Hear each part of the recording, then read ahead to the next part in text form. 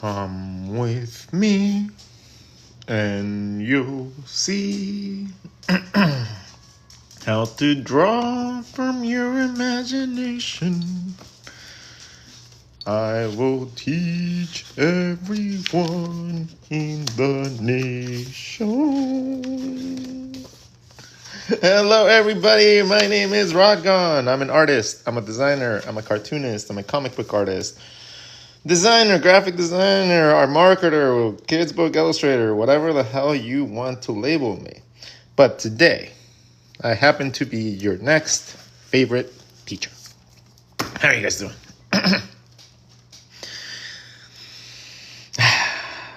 It's gonna be a good day today. Hey, how's it going, Wes? How you doing? Hope you had a nice class today in the morning. So, today, we are going to be talking about random facial features. I just want to tackle little different parts of the face, and I want to tackle everything from eyes to noses to eyelashes to eyebrows to the spacing in between your eyes. I want to see how far I can give a lesson about eye features and head features and where everything goes, and see how far I can level you up in 1 hour. How about that? How about we aim to be incredibly better at what we do within an hour? And we use this as like a power hour to just literally enhance the rest of our skill sets for the rest of our lives. How about it? Yeah? If you guys want to have a really cool lesson and guys learn something like that, we are going to be doing the head today. And for that, I need you guys to give me a lot of likes though. So we will begin our head lesson. Head features, not even heads, just head features. When you get to 5K likes. And who am I to be teaching you guys how to draw things, right? Well, I have been a caricature artist for about 20-something years. I have been a freelance illustrator and cartoonist for the majority of my life, ever since I was able to understand what I was doing. So I went to art school really late in life, and I got obsessed with art after that. But I struggled a lot. And since I struggled a lot, I know what you guys struggle with. And when I became a teacher, I became an instructor, I realized that was my calling. So, if you guys allow me, you guys and girls allow me to today, I will improve you as artists. And I will make you better, more consistent, more well-rounded individuals in the field that you all want to get into. How about it? Evening here. Hey, Jaracraft. Haracraft or Jaracraft? Do you read manga? If so, did you read Blue Period? Yep. I watched the anime on Netflix. I didn't really read the anime or the manga. But that was a beautiful piece. It actually does describe quite closely what we actually go through as we discover that we have creative energy. The moment that you understand that you have creative abilities and you never had that ability in the past, you will learn that it brings a sort of pride, but it also brings a sort of air of competition out of you. Because you'll want to start comparing yourself to others. You'll start wanting to do what other people can do.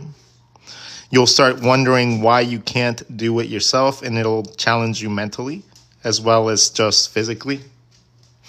So being able to understand the world as an artist is a beautiful thing, but it's also one of, sometimes, if not managed right, it's a world of sadness, and it's a lot of misinterpreted imagination in the form of jealousy, anxiety, overthinking, stress. All that is also parts of what we do. That comes with imagination. So a lot of us suffer from both. We are both incredibly creative, incredibly imaginative, but at the same time, we get really depressed, really sad. We tend to overthink things in relationships. We don't normally always know how to deal with other people. And we very rarely get the notion that we're being noticed for who we are. right? So that is essentially some of the like things that happen within, the bounds of being a creative person. But if you don't understand why it's happening, a lot of the times we're just caught off guard and we're like, why is everything so overwhelming? Ah! When it can be easily explained as, hey, your imagination is letting like your mind think of things that have never existed because you have that power. You have the power to imagine and do things and create things, very vivid, real things that will seem very real to you out of nothing. So, we got to the 5K likes. Woohoo! All right. So let's begin with our facial features. So to be able to draw facial features in the right places, I'm going to first teach you the facial feature zones. Okay? There is zones in your face. And some people teach you like the flat parts of the face and the angles and stuff like that. Well, I'm going to teach you the zones. In this case, we're just going to take a normal little shape. Most heads don't have to be anything more than this. You don't believe me? My underestimating buddies. A lot of the times we don't have all the super detailed like tapering that a lot of people think we do. Okay? Most of the time, our faces are literally just a little overlapping shape. And we have access to drawing them from the side, from the front. It's not incredibly difficult to find that, right? So now that we have discovered that it's not going to be difficult to go and continue on to the neck, first of all, understand it's not difficult. Second, we're going to focus heavily on this area right here, right? So we're going to, right now, we're just going to draw a shape like such, and we're going to consider that our jaw structure is going to be going around our neck. Okay, I'm going to draw this structure to represent all this. That way we simplify it and we can focus on the actual facial structure instead of the actual shape of the head. Deal? But in order to know where our shapes are going to go, we need to understand the zones of our face. So if we go like this and we split everything into 3, with the base of the ear being the bottom of the second one, we're going to go 1, 2, 3. We're going to do the same thing from the side. 1, 2, 3. Okay? This middle section is going to be the magic section. This is going to be what I call the feature zone. Because most of your features, aka your eyes, your eyebrows, your cheekbones, your ears, and your nose are most 90% of your features are there within that area. So that's why I like to call it the feature zone. Okay? And that happens in every view. If it happens in the front, it happens in the side. If you change the size of the feature zone, basing it from the bottom, right, then you can get different characters with different styles by just simply moving this up and down. So now that you don't have to worry about, where's this everything go? I just divide everything in 3. From the profile, you divide it in 3 again. From the front, you divide it into 2. By doing that, you can generate all your features that you need really quickly in the right place. Okay? Now, if you want more realistic looks, you have to learn how those 3 divisions move because they're going to be a little bit different. Okay? If you want more realistic styles, you have to observe how those variations of shape would give you a more realistic look. Or if you have something like an anime character that you just want to create really quickly, you can generate a really simple structure by just knowing those features. Boom, boom, boom. 1, 2, 3, 1, 2, 3, 1, 2, 3. It's almost like a little checkered board for like a tic-tac-toe. 2, 2.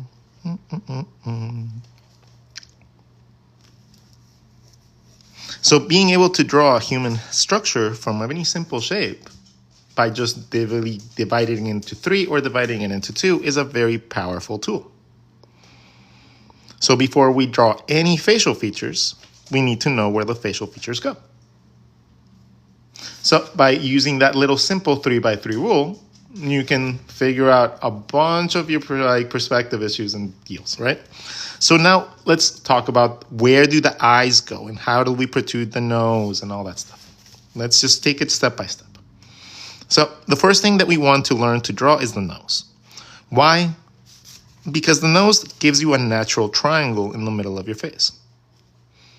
Okay? If you just follow the outside edges, it's normally going to be wider at the bottom than it is at the top. It's a very simple structure, right? This does go up in a simple plane, like your nose bridge, and then this inside nose bridge line turns into your eyebrow.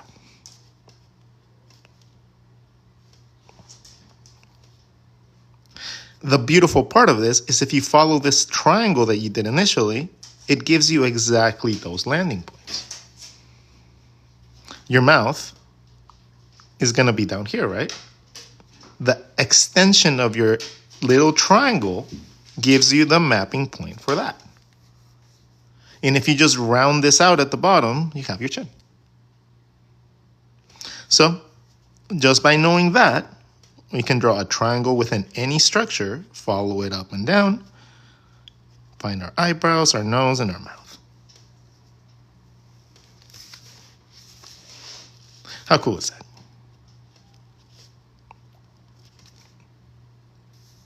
So a little triangle can indicate pretty much all the features you might need. So change that so that you can see a little bit more of the bottom. And you have yourself a face looking up.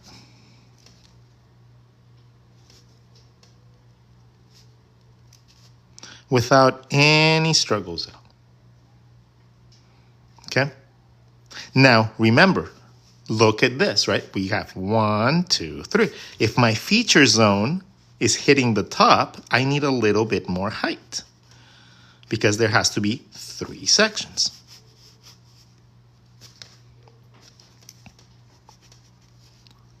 There has to be 1, 2 as a profile, 1, 2, and then you have 3 if you're going to the side. So 1, 2, 3. Fill it in with a circle, and I have myself all my distance and stuff that I need. Just through math. Like, I don't have to guess. I don't have to apply a style. I am literally just thinking of math. So I can't mess that up. It's really hard to mess up something when you just base it off of math. Right? So now let's combine the triangle and the 3 that we did. So we're going to do that, follow the triangle around, and it's going to give us this. What does that look like?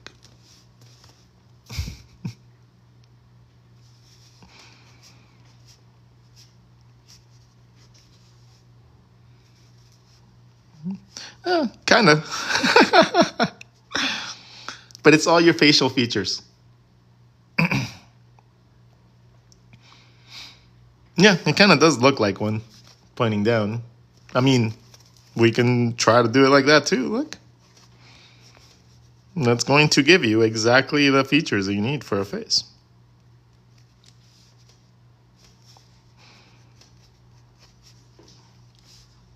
It's a very simple concept.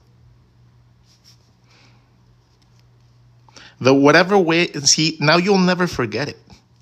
By seeing it in a funny way, you will never forget it.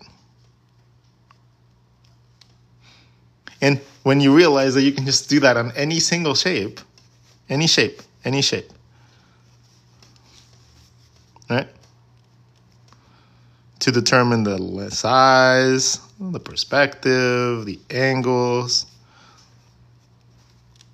You'll notice that you can draw this from anything. At all. Period. So, if you guys want to continue on with more knowledge, and we'll go on to other facial features, you guys need to get me to 15,000 likes. Yeah. while I take a little sip of coffee, and I rejoice in the fact that you guys are actually learning something. Woohoo! I am a good teacher. I'm a good ass teacher. We're at 17K. We're at 8K.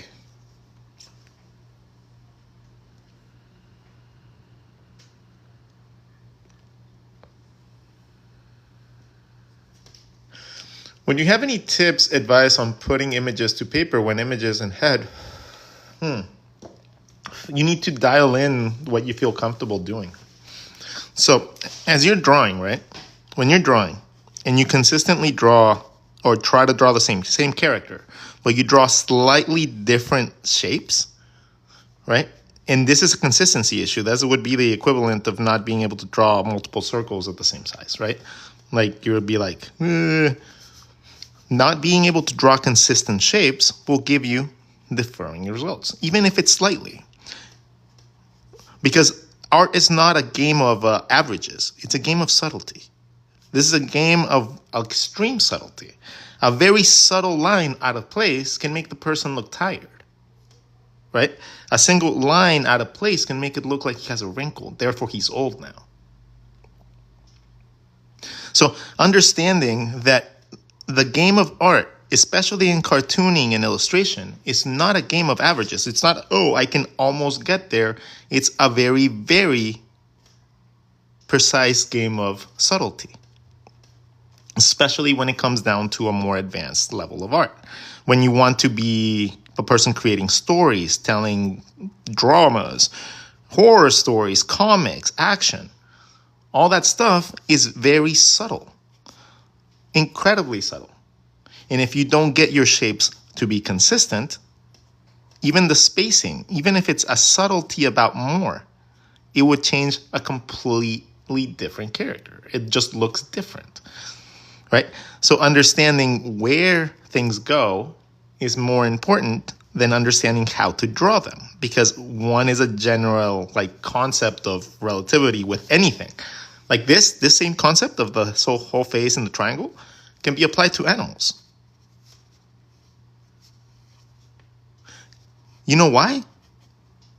Because we have the same skeletal system. You're just drawing the skull. For humans, you add your teeth down here. For animals, you add your teeth up here. All right. That's it. If you want to learn how to draw an animal, draw a box, split it in four, extend it for whatever the snoot is, or the circle, right? We're going to do the same thing, but instead of the little teardrop, we draw our snoot coming up.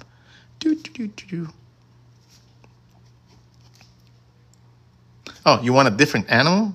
Okay, change the snoot. Change the ears. Change to whatever you want. Animals are ridiculously simple to sketch. They're really hard to illustrate later on because you need to take a consideration into the patterns of their fur and everything, right? You illustrating them to a further degree is a little bit harder because you have to look at the subtleties that make them that especially distinguished animal. But to sketch them, to just draw them, they're ridiculously easy. They don't have a neck most of the time. They just connect like a shape, right? So even if you just have a box and just overlap two little shapes, you could draw things like little pandas and stuff like that. Look, how cute, right? You can draw things like red pandas. I love red pandas. By just making them have a little bit of a thing to the side, give them a little tail, right? At that point, you just have to be creative.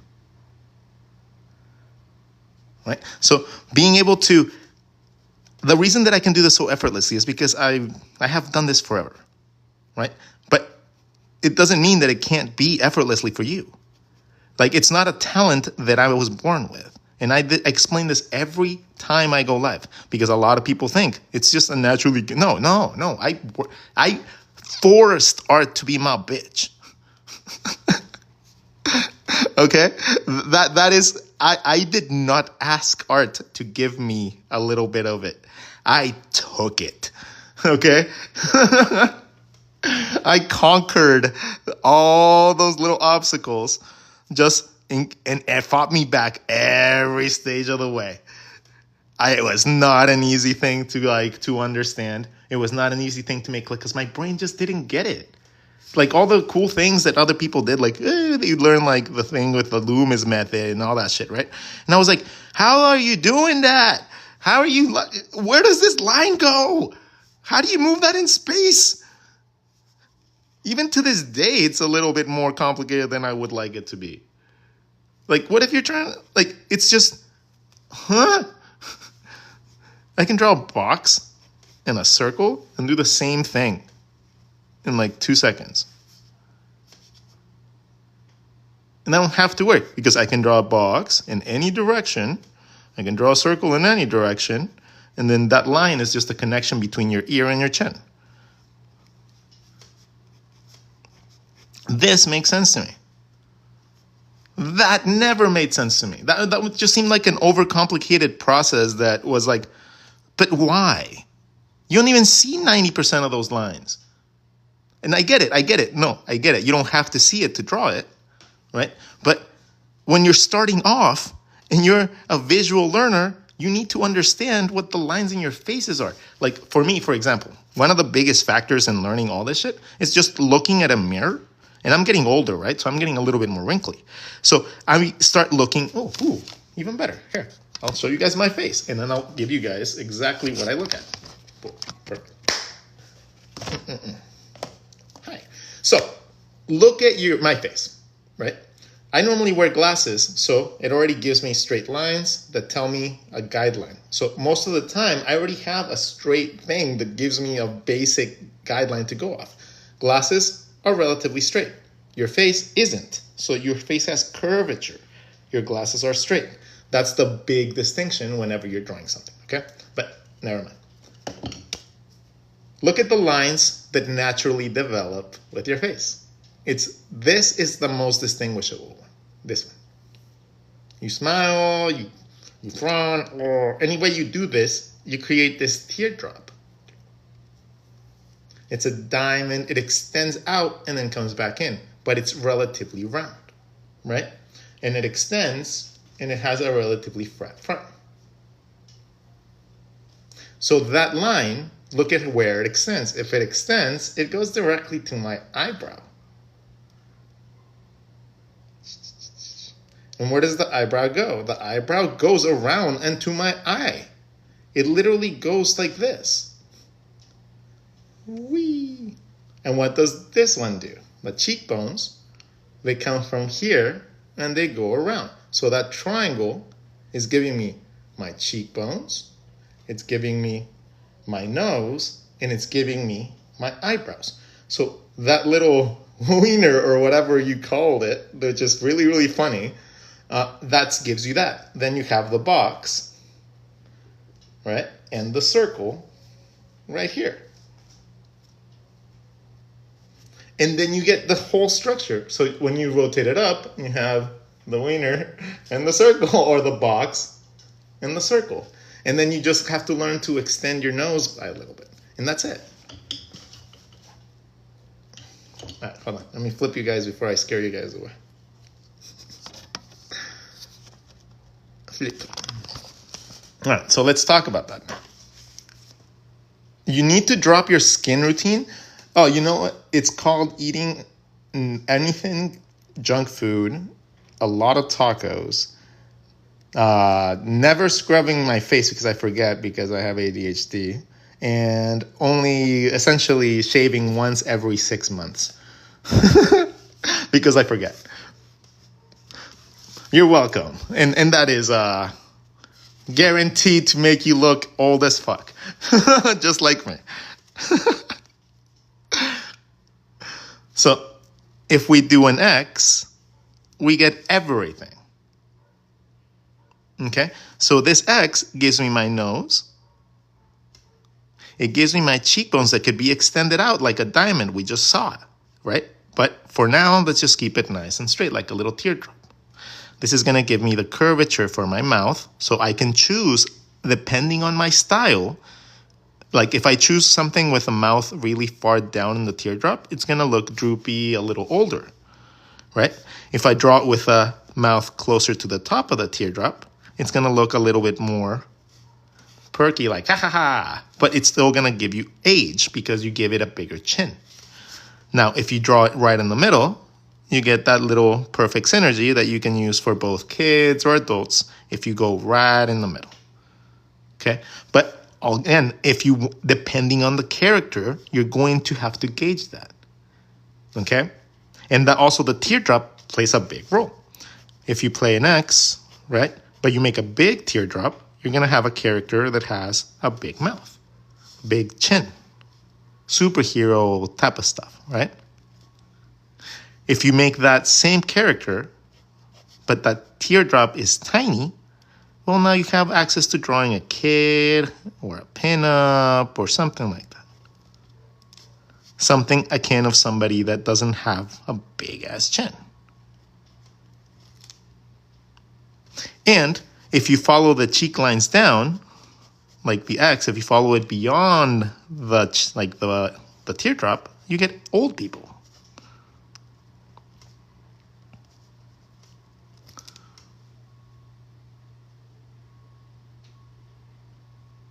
So that X literally is epic because you can draw that in any character. X's going in any direction, and it gives you all the stuff you need.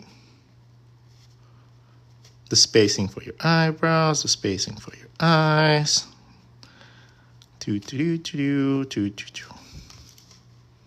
So it's stupidly easy. Now, you can apply any style you want to this. I'm not telling you to draw a certain style. This is just a mapping like theory. So you can apply any sort of stylization that you want to your characters, be it like big, like cartoony Disney stuff, or more like, like grimy, more anatomically correct things, It doesn't matter because you're not getting taught to draw the Marvel way or the Rodgon way. No, I'm just teaching you where shit goes and how to space it and how to visually see it so that you don't have to be stuck behind like theories. And it is a methodology. This is a methodology, but it's not an advanced methodology, right? I'm not telling you like, oh, you have to do this and I have to do 6 heads tall. And if you don't go through the acromion process, you're not going to... I'm like, oh, shut up. Just draw the circles, dude. Big circle, little circle, teardrop. Ear in the middle of the big circle, connect it.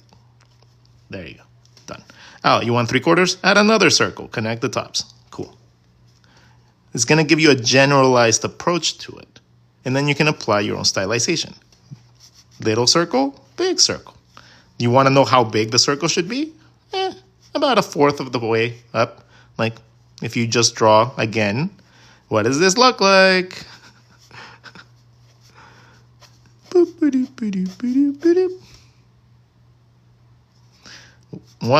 2, 3. 1, 2, 3. The big circle, the little circle. And then here is your teardrop. So this is a variable spacing. So if you make it small, you get little kids, young people. If you make this large, you get superheroes and whatever. So this is a gigantic variable.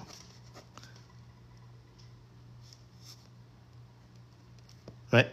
That is the most important variable. Understanding how this little section of it works. And it's just as easy as changing a little teardrop. You do a little one, gives you a little chin. Big teardrop, gives you a big chin.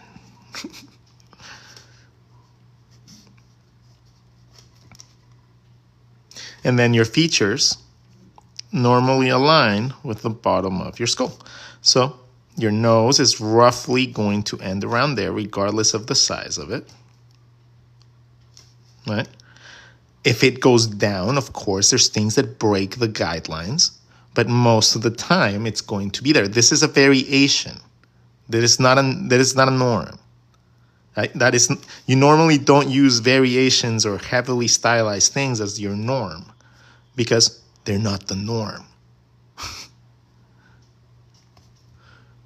But you can do variations of this to be able to create things from little pinups to more cartoony things. Right? If you make the circle bigger, obviously the eyes are bigger, so now you can draw Disney princesses and stuff like that. Literally, like, this is how you learn to calibrate your brain.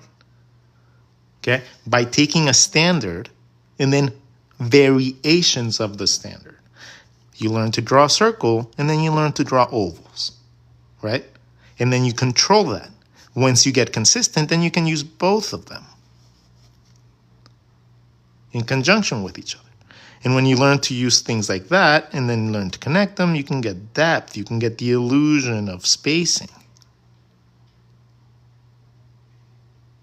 And when you learn to do that and you learn to control how big and how much they overlap and stuff like that, then you can create spacing and distance. If you want to make something come forward, you need to overlap it and make it bigger. And eventually you'll learn to connect all parts. So everything looks balanced. This is how you learn to draw things like legs and stuff like that in space. Instead of drawing really flat ones like this, you learn to overlap shapes, right? You learn to draw through your shapes. And you learn how to cover things up with contrast. And by learning how to do things like that, you can learn how to do anything, any pose, any fingers, any hands will become ridiculously easy, right? Because you just learn to overlap 3 little shapes. And then that becomes a hand. Different styles, different gimmicky things. Right? Even when you start going into the gore and stuff like that.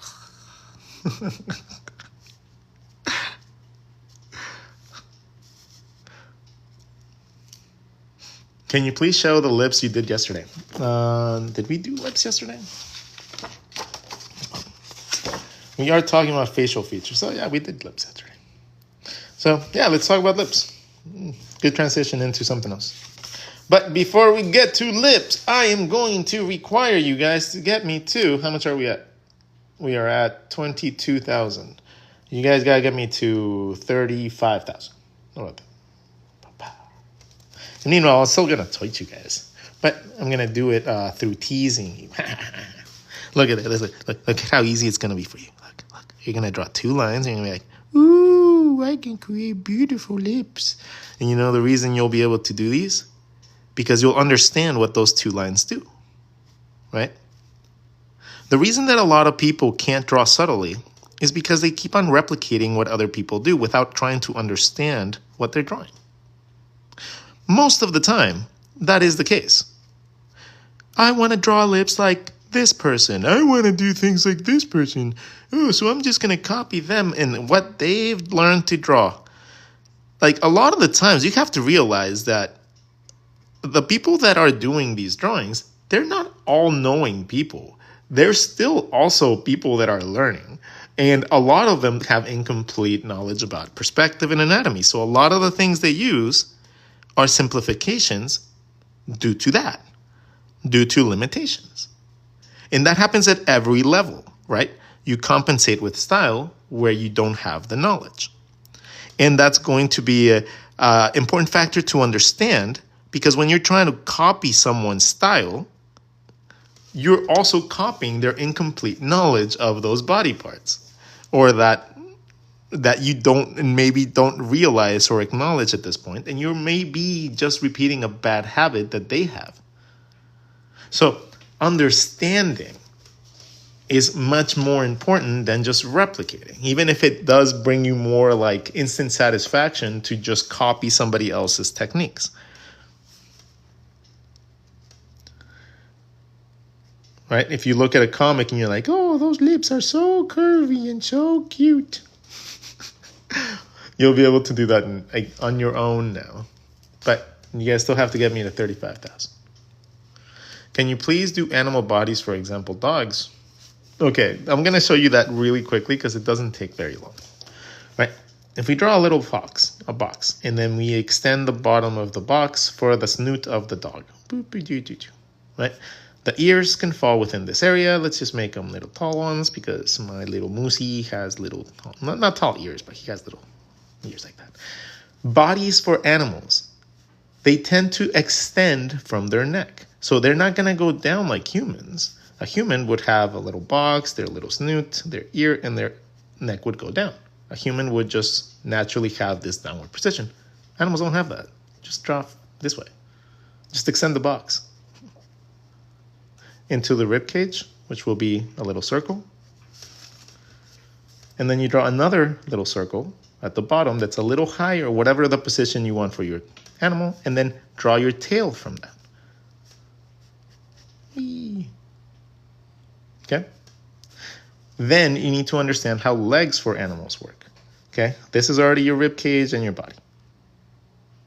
Okay? This is your hip bones. Your hip bones have two openings that connect like if it was a little fly. For animals, they tend to point down a little bit, okay? Because their spine is in the back. Again, if you flip this way, it wouldn't be very different than a human. Okay? You'd have your rib cage, your hip bones would be a little different, just pointing a little bit in a different direction because of the angle of your legs. But it's a very similar concept. So you have your hip bones pointing this way, and then you have your thigh, you have your calf, you have the bottom of your feet, and you have your toes.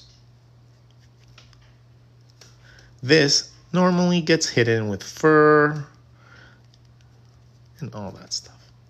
Right? The collarbone, we all have collarbones. The collarbone is that little bone that goes in the front of your rib cage and extends to wherever your arms go. Okay, this is it's a thing that every animal has that has a rib cage. You just need to learn how that works with different animals. For something like a dog, if I'm not mistaken, it extends around here. It extends a little higher because they have a higher range of motion. Then, we have our legs. Bicep, tricep, forearm, hand, toes. Okay? It's the same body parts. It's just placed differently. We normally have a little fur, tufts of hair, whatever. And whatever type of tail you might want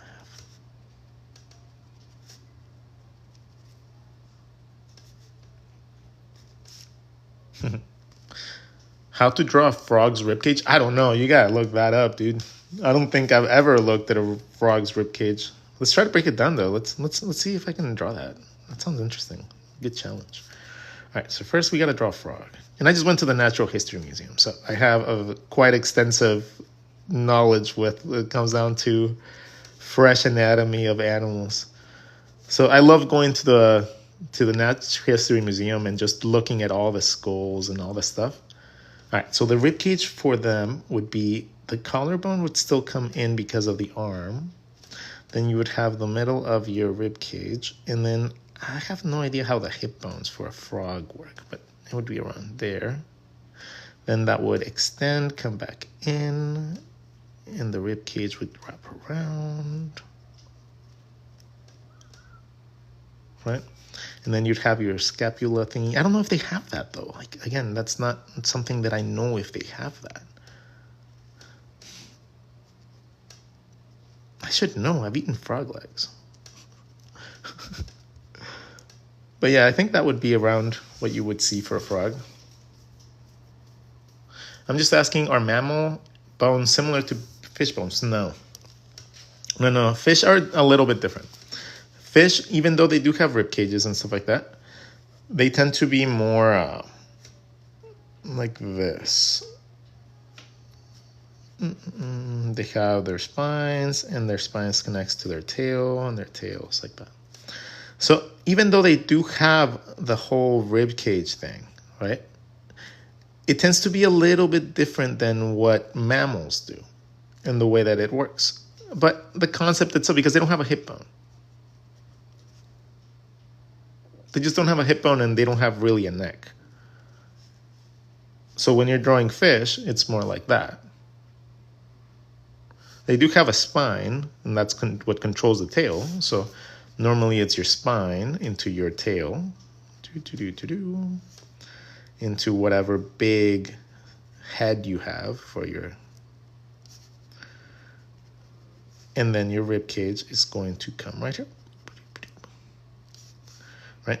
So whatever spinies you have, whatever type of mouth they have, sometimes it's detached, sometimes it's not.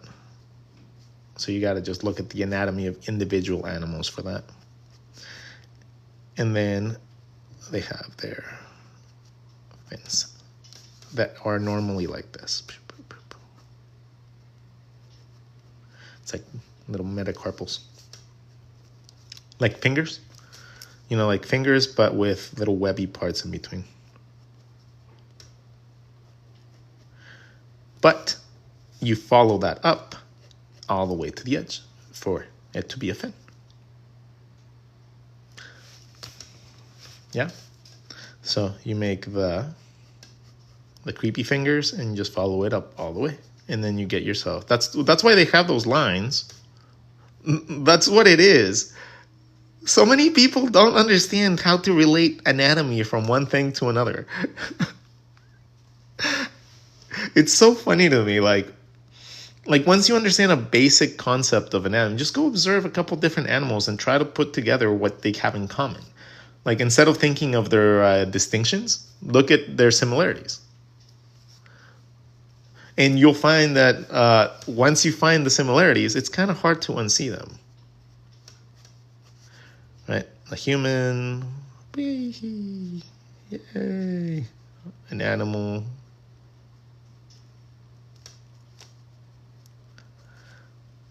Being able to draw a variety of things from the same knowledge pool is so useful. How to draw a front-facing dragon.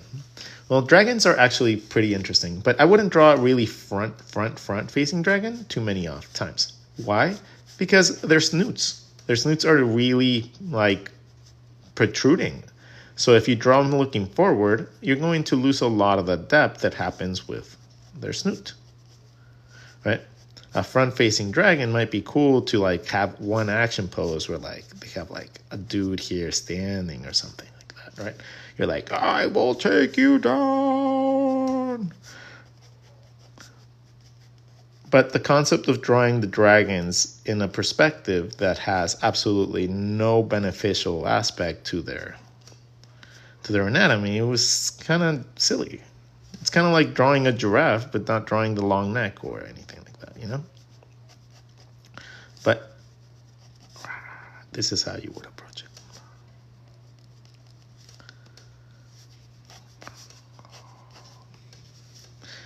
Their eyebrows connect to their horns most of the time, like most animals.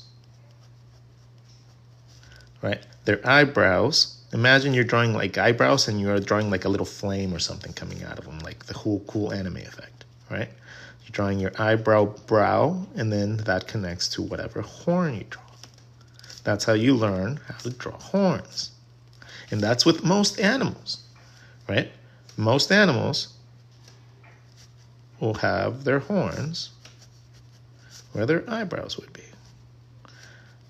That's just something that happens naturally, from my observation, right?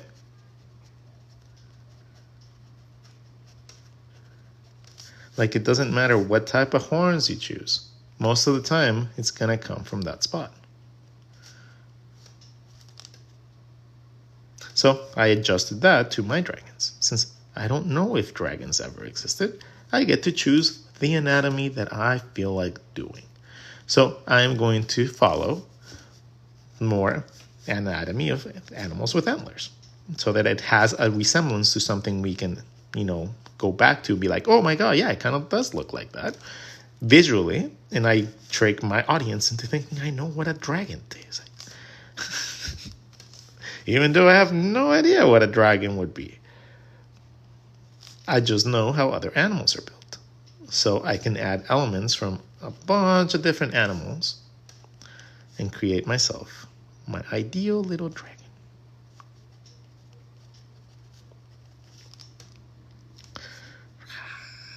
Should it be like little flames, or should we draw the mouth? Let me drip it.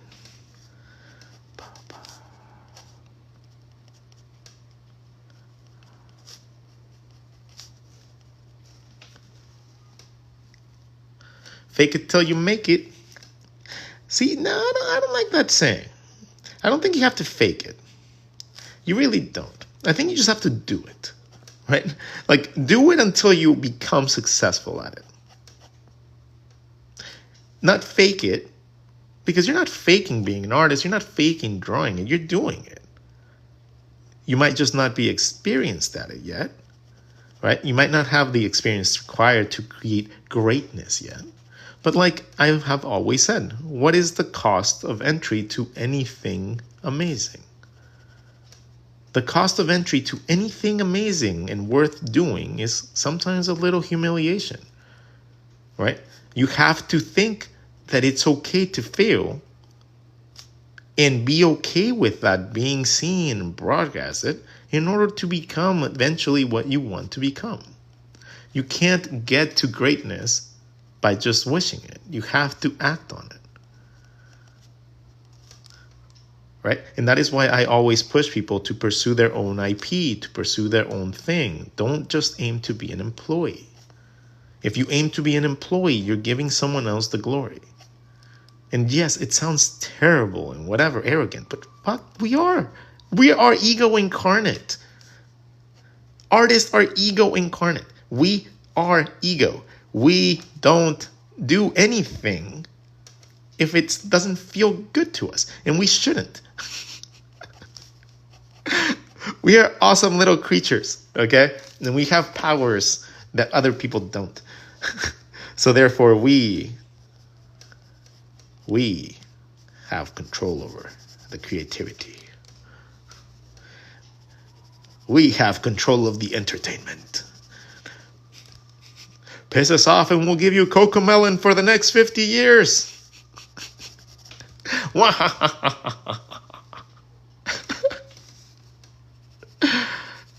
Oh, you think Baby Shark is bad? Just wait till we come up with something catchier than that. You'll be doomed.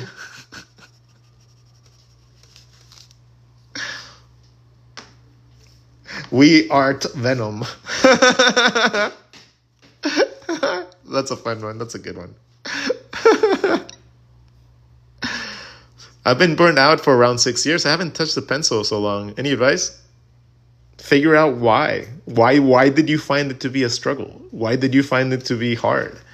Why did you find it because I've been doing this for 20 years and I've never seen it as a struggle once. Even when it was hard. The thing is, I have never seen it as a burden. I have never seen drawing or creating or the act of having to get better as something that I have to be about, ever. To me, this is exciting. To me, every time that I learn even how to draw a single line differently, and it's consistent and it looks good and I can apply it, that's better than having a girlfriend. Like, no joke. Like, it's just like, dude, like, I get to do this and learn new things from everyone every day if I choose to. If I choose to sit down and just focus for like an hour and put a random art tutorial, I can learn to do something amazing really quickly because I have a certain skill set, aka drawing, that other people don't. If I want to sit here and I just want to create an entire company, I can do everything from the logos to the marketing to everything because I have that skill. If I want to sit here and create a whole story about a dragon that just met a little bird or something, if I spent here a whole day drawing, I can generate something that people would reverberate and we would love. Even if it didn't sell much, I'd have something within a day. Because I have that skill. And as you build skills, as your career progresses, as you get better and you're knowledgeable about different aspects of drawing, perspective, anatomy, whatever, right? As you get better at it, you're going to naturally want to push for more.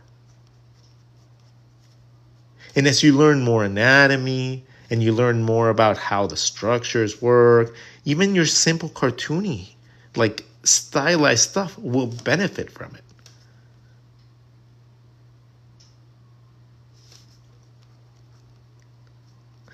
Most of the reason that people fall short of where they want to get to is because they think they have limitations.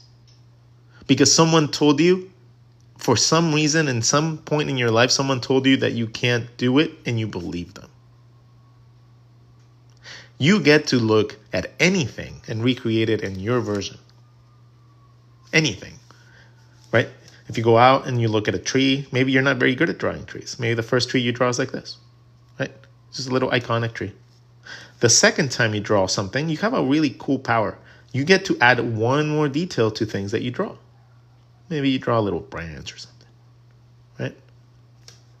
The third, 10th, 15th time, you're going to have added a little bit more each time, and you're going to adjust to seeing another level of detail.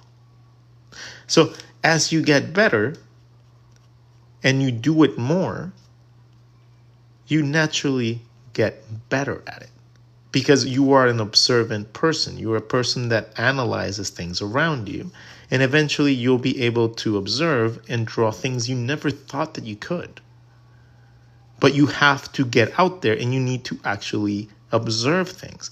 You can't do it from a screen and you can't do it from a book. You can't do it from a video. A lot of the times when you want to get to the level that you want to, a lot of the times it's going outside and actually doing fun things like living. Right? First time, second time, maybe 1,000th time. But it doesn't matter because each step is teaching you one more thing.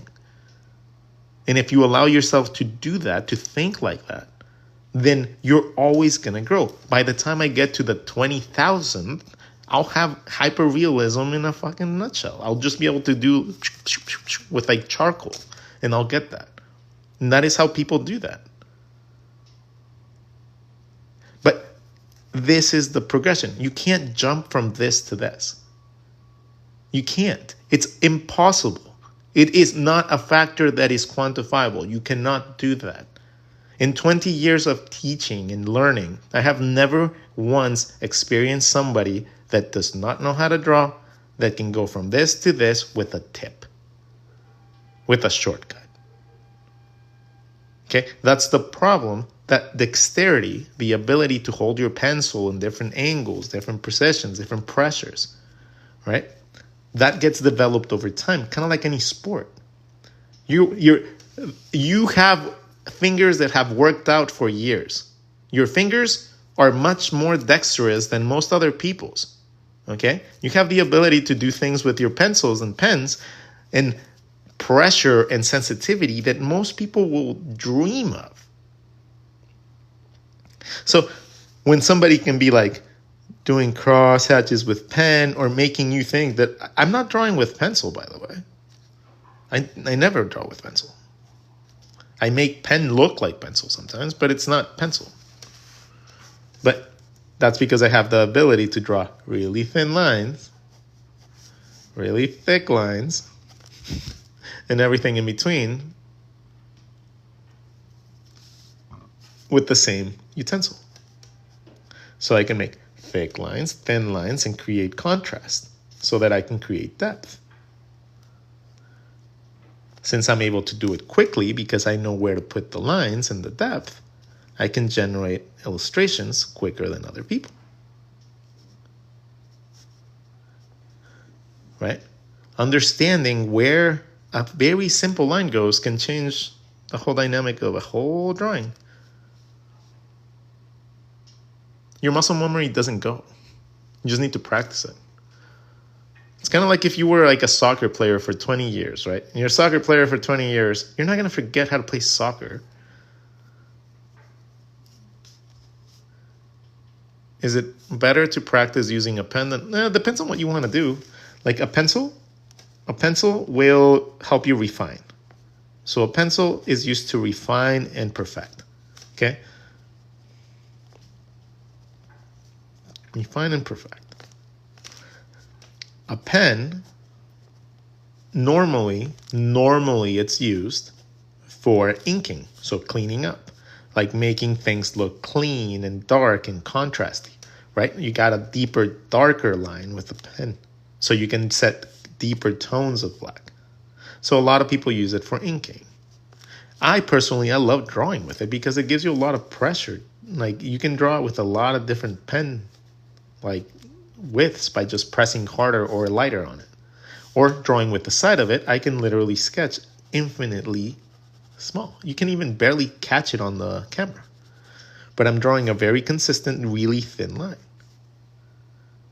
Which if I drew something on top of it with a darker line, those just becomes a tone.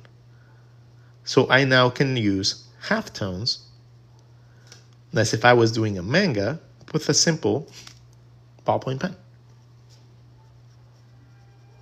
And by adding different deepness to the other sides, I can create highlights, even though I scratched with color inside. So now I have a midtone, even though I have absolutely no way of blending, and I can create depth like that. Can you go show how to draw dragons? I just drew a dragon. You're going to have to tune in later for a dragon. I have to do like a Book of Bernie stream at some point. Oh yeah, I would be killer at makeup too. Like I was looking at people doing their makeup tutorials, right? And I was like, oh, you blend like shit. I was looking at people and I was like, oh, you're putting your stuff in the wrong place, girl. Like I'm looking at people and they're like putting their blush in like wrong areas. Like I'm like, no, your blush is supposed to be right on the cheek so you have like a nice little bright little rosy cheek. Don't put it on the bottom. And then they try to like put like their contour super weird. Like so women are interesting. They like to like sculpt their face with their contour. And then their highlights, they use it to accentuate and change the shape of their noses. And I'm like, huh, that's interesting. I'm going to apply that to everything I draw. So essentially that was how I learned to draw noses. I learned and I observed some women just highlighting their face, which you can, because you can happily look at somebody when they're doing their makeup. And it also looks like a tiki mask. Looks like a tiki mask. So I collect tikis. So this kind of looks like a tiki mask as well. So to me, there's a bunch of ways that I can see that area. Crochet in musicals, will it be on YouTube? What?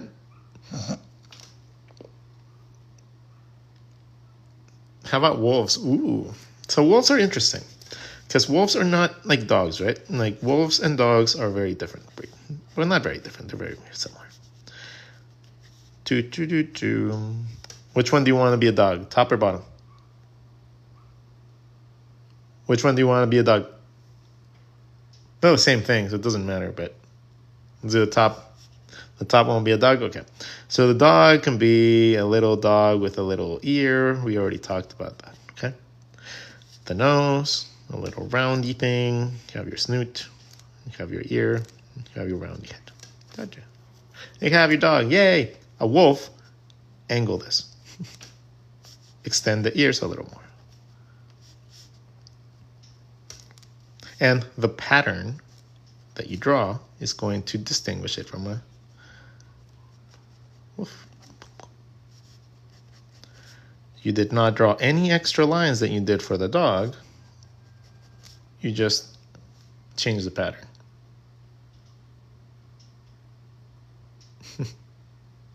Polar bear. Same concept.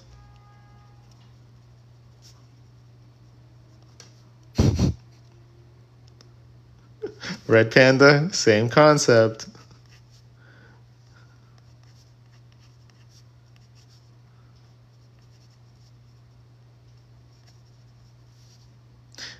Animals are easy. Animals are really simple. Animals are this little L shape. And if you learn how to control that and draw patterns, you can draw anything. And once you learn that humans are the same thing, you're going to change the way you draw. Once I have you see how easy it can be, then I change that to something that's relevant to really you. Right? If you want to make any of these more front view, you just overlap this shape that you drew. Let's say you drew this, right? To draw the wolf. You're going to overlap this coming this way.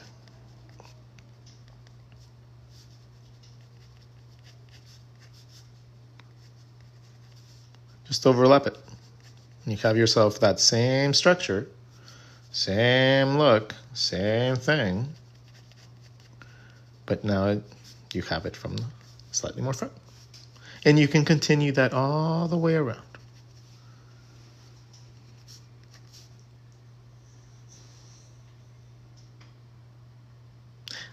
The same reason I wouldn't draw a dragon from the front is the same reason I wouldn't draw a wolf completely from the front. Because it's just boring.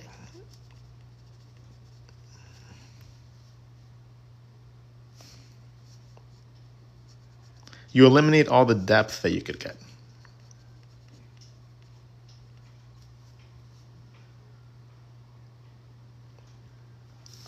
You red panda. You squishy. Oh, you're squishy.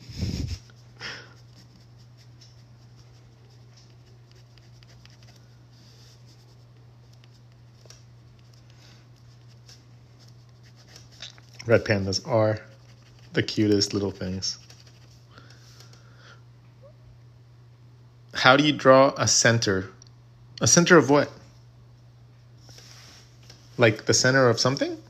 You want to learn how to find the middle of something? It's really easy. Start with a box. Okay, if you want to learn to find the middle of a box, you split it in 4 from the points and you get exactly the middle, right? So if you take any shape and you split it with an X, you're going to get a middle. So now, if you do that, multiple things, and then start connecting the points, you can get something in the middle of a point, right? So let's change the shape of it. And you can start changing anything that you draw an X in and connecting it. Once you learn how to overlap a little bit of shapes, you can turn that knowledge into drawing things like legs and feet and stuff like that.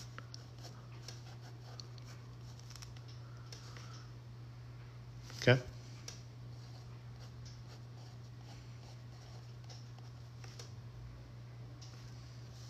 Do I have a book? One day I'll release a book. One day I'll release a book and it'll sell awesomely, and then I'll become a bestseller author, and then I'll get to travel the world and focus on finding myself a cute girl. Oh, one day. What the life would be.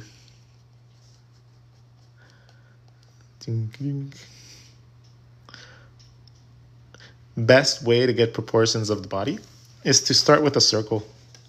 Start with a circle. Get used to drawing the human structure like this first. Right? Learn how to draw the human structure like this. Then eventually you're going to want to just do natural variations of it. So if you draw the legs longer, you're going to see the variation of that. Okay? Draw the arms smaller, you're going to see the variation of that. You're going to eventually find the appropriate positioning for you, and it's going to be whatever average you like. That later on, once you find that average, you're going to divide that into 2, and that's going to be the proportions for your body parts.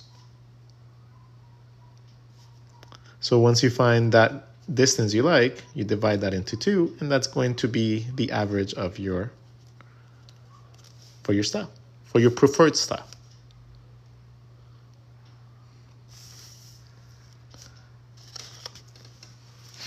So it doesn't have to be hard. Most of the time, people just complicate everything.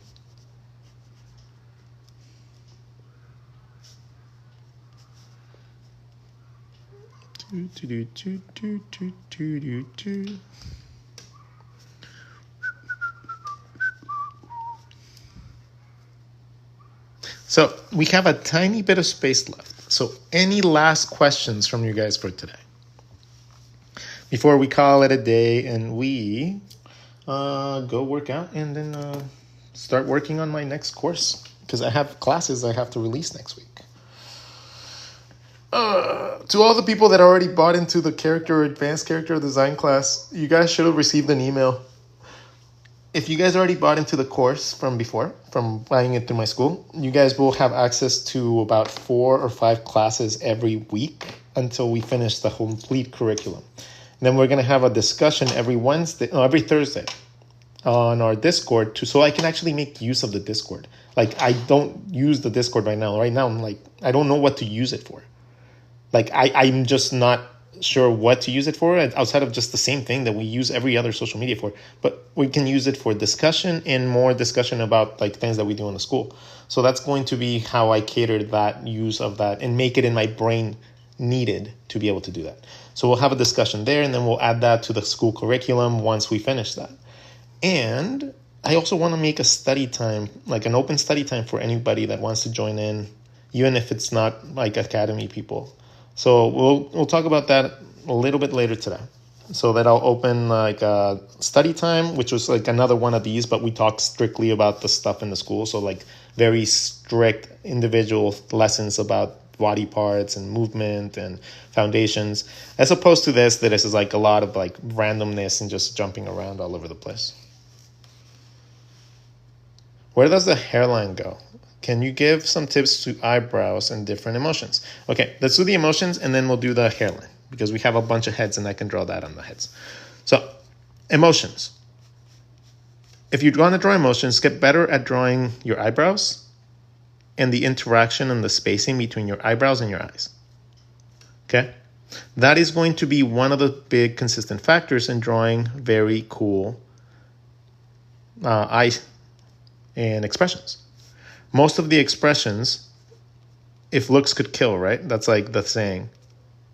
Learning the interaction between a circle and a line and learning how to create emotions with that will later on lead you to understand what happens when you're drawing with more detail. Okay?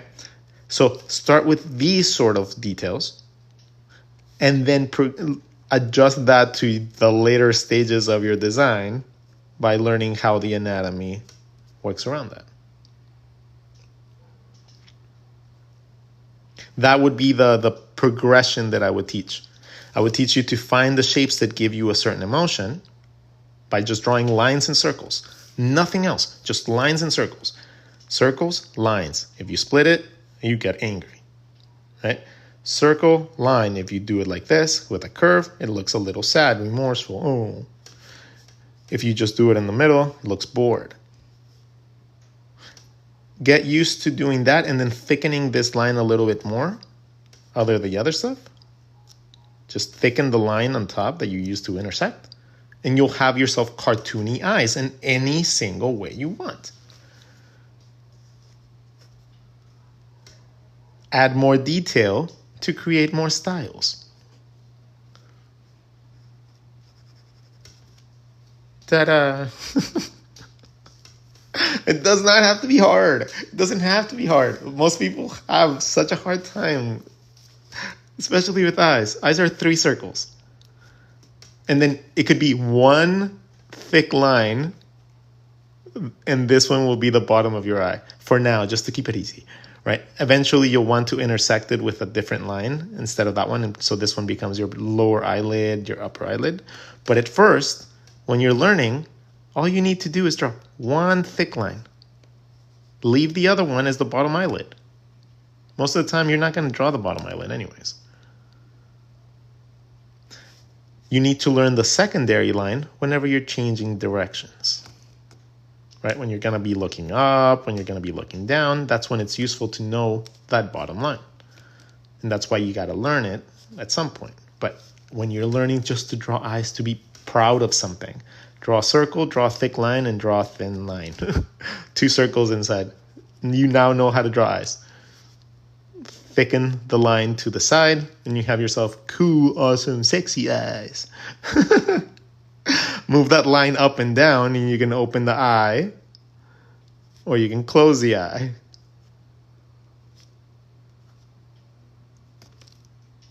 Right? Depends on where you move that line.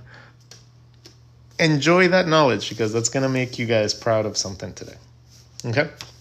And that, my friends, is my goal. My goal is not to be famous. My goal is not to make myself rich. My goal is to make you all a little bit more proud, because I see myself in a lot of you. I see young little Rod that didn't have resources, didn't have any money, didn't have any way to improve, and he desperately wanted knowledge, but he couldn't fucking get it. So I do what I do because I want to make young me proud of me. I want them to know that we got there. We understand things now, and now we can help other people too. What took me 20 years doesn't have to take you more than a month. Okay? And with that progression that you have, you will go on to be amazing, beyond what I could possibly get to. And that is what I want you guys to do. Okay? Eventually, when you get good at this, and you get really good at this, I would wish for you guys to pass on the knowledge to other people. Right? As you are given, do unto others as to others. You want others to unto you, shit like that. Right? If you get to the point where you're able to help others, that's all I ask in return. You help them when you have a chance. Okay? We help the youngers so that we have stronger generations. Okay? We don't subject them to the same shit that we had to go through, because that limits them. It doesn't allow them to achieve more than we did. And even though we are egotistical creatures and we want to be the best at what we do, at one point in your career, you're going to want to pass that knowledge on to someone that can carry on that legacy for you. I promise you that. Love you all. Have a lovely Monday. Tuesday. Have a lovely Tuesday. Kick some butt. Start those projects. Don't procrastinate anymore. Finish version 1 so you can get to version 2, so you can get to version 20. Right? Remember? Progression. And eventually you guys will get to every single thing that you want to get to. And once you learn to absorb knowledge like you like to absorb knowledge, you'll have fun doing it as well. Love you all. Take care.